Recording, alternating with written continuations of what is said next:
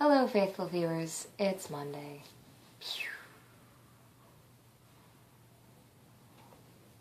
Today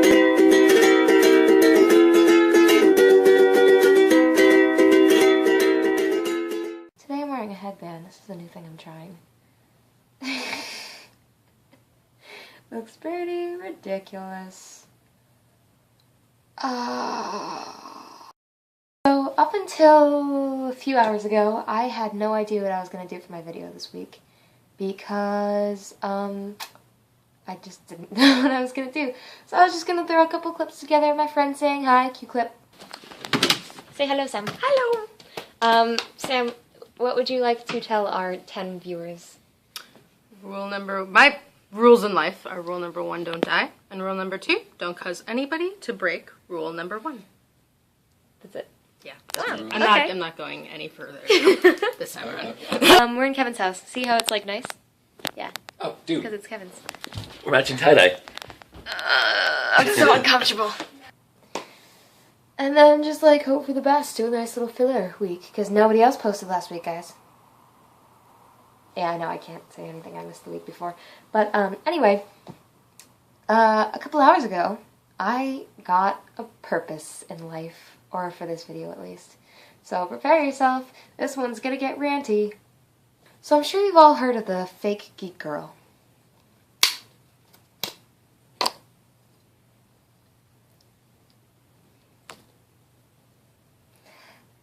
I just love Zelda. I mean, I think he's a great character. He's got the cool little hat and the ears. LOL XD. But the one thing worse than those people has got to be the people who assume that others are those people. Do you know what I mean? Nerd elitists, man. What are you doing? I read a really good thing with from Pete from Anamanaguchi, which you should check out our new CD. It's really good. It was a quote that said, like, it's the same mentality. And actually, Say Anything song, admit it. Listen to that too, because the same superiority complex shared by the high school jocks who made your life a living hell, and it makes you a slave to the competitive capitalist dogma you spend every moment of your waking life bitching about. Because jocks are just nerds about sports. You know, like, we all have things. Being a nerd is just unapologetic, enthusiastic appreciation of a thing. To paraphrase Hank Green a little bit there, except not really. None of these are my own words. Oh, shocker. But, like, just, the fact that we feel the need, that nerds feel the need to, like, judge other nerds and qualify their nerdiness, like, to see if they fit into their crowd. Like, do you not see that you're doing the exact thing you're supposed to be about and taking something that could be this awesome refuge for anyone who wants to go to there and talk about sci-fi and read about fantasy and not be around people but still learn about people? I mean, whatever have you. You're taking that and corrupting it and twisting it into something that is exactly what people go to escape from. Do you know? Like, why do you need to make yourself feel better about knowing what a comic book is by telling other people who are buying Daredevil #1, Marvel Now, whatever, like, oh, this is a reboot. It's just like what DC tried to do. Like, you're not a real fan. Like, you haven't been reading. Of course not! To read every Daredevil comic that's ever existed, that's an effort and a lot of cash. If you have to catch up on the story via Wikipedia or movies or talking to people instead of going out of your way to buy every single issue, that's fine. You can be a fan of something without having seen every single iteration. And to a degree, I do understand when, like, if someone is wearing a t-shirt for a band that you love and you've spent hours of your life devoted to, like, listening to their music and supporting them and whatever, and obviously this is not an example, this is from Heather's, and someone is, like, wearing a t-shirt and you're like, oh, cool, you like Iron Maiden too, or whatever, and they're like, oh no, I just thought the design was pretty. Or like, I got this Nirvana shirt at Urban Outfitters for $50. I mean, it looked cool.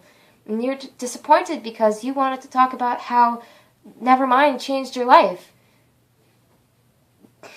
I mean, that's disappointing, but it's a t-shirt that they bought with their own money, and so you have no power to police them on that.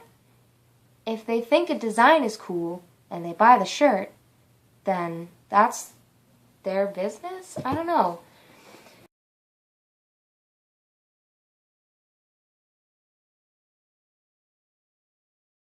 Like, I generally don't buy a shirt for a band unless I know the band, and unless I know, like, at least the name of one album, and I really enjoy their songs that I've heard of them.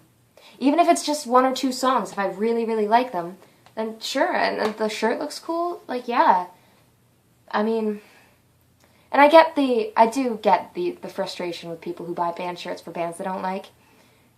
But, like, if someone is trying to get into a fandom, and you keep barraging them with, like, you're not a real nerd because you don't know X, then that's not going to make them want to know more about it. Like, they're new. Help them explore. Teach them what you know, because you once knew nothing too. You weren't born springing out of the uterus, spewing facts and trivia about Battlestar Galactica, dude. Okay? You were once a noob. I went there. I said noob. N00B, because I know there are some douchebags in the Xbox 360 Live world out there who are still using that word, and y'all gotta stop.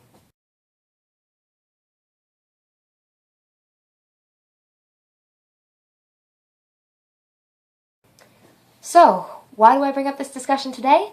Because I went to see Despicable Me 2 with my family, because it's great. And my family watched the first one together. And yeah. So I went to get a slushie because, of course. And guy at the cash register was like, "Oh, big fun, what's that for?" And I was like, it's from Heathers. It's an 80s movie about a high school clique of girls who kill people. That's not what the plot is, but that's what came out of my mouth at the time. And he goes, "Oh yeah, never heard of it." I'm judging him a little bit because he works in a movie theater, so you'd think I'd know that. And he goes, "Yeah, I guess we never got it here." It's like, it's because it's from 1980-something.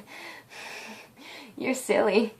So I pull out my wallet to pay or whatever, and I don't have it with me, I have a NES controller wallet, which, to be fair, I'm not that into video games. Like, Atari to GameCube, I'm like solid, but beyond that, I'm like, Portal? The cake is a lie!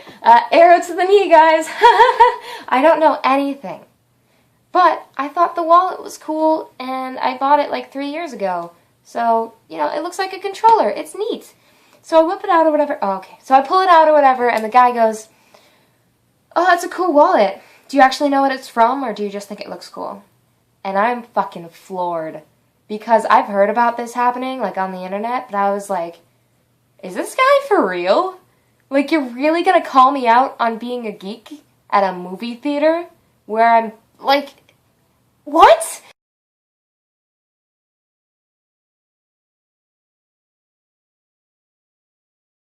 Whatever. And he's like, "Yeah, it's just because I see people in here wearing the kind of stuff that I wear all the time, but they have no idea what it's from." I'm like, huh, yeah, that, uh-huh.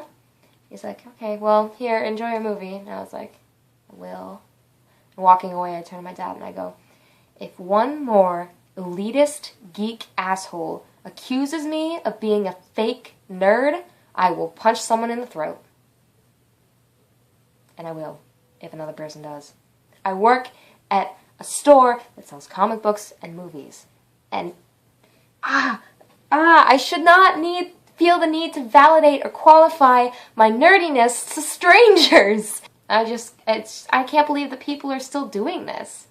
Like, when did this start being a thing? It's supposed to be like this little subculture of expression and acceptance, where people who don't, you know, exceed in the mainstream norm version of success or whatever can go find an avenue where they can be creative and express themselves and enjoy things. And now it's just like, You have to jump through a ton of hoops and meet a bunch of qualifications in order to be even considered a person to people.